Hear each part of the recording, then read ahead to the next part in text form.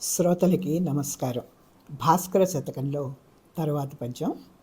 అవని విభుండు నేరుపరియై చెరియించిన కొల్చువారలు ఎట్లు అవగుణులైననేమి పనులన్నీయు చేకురు వారి చేతనే ప్రవిమల నీతిశాలియగు రాముని కార్యము మర్కటంబులువే తవిలి ఒనర్పవే జలధి దాటి సురారుల దృంచి భాస్కర.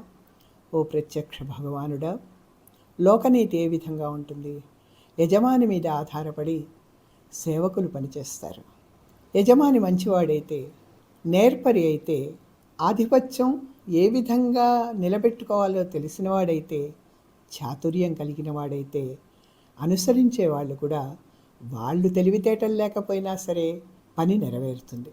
ఎట్లాగంటే అడవిలో తిరుగు కోతులు కూడా రాజనీతి చక్కగా తెలిసినటువంటి శ్రీరాముడికి అధీనంలో ఉండి సముద్రాన్ని దాటి రాక్షసులని సంహరించి ఆయన పని నెరవేర్చినట్టుగా, రాజు గనక చాతుర్యం కలిగిన వాడై ఉంటే ఆయన కింద సేవకులు వివేకం లేకపోయినా సరే పనినైతే చక్కగా నిర్వర్తిస్తారని ఈ శతకకారుడు మనకి లోకనీతిని తెలియచేస్తున్నాడు.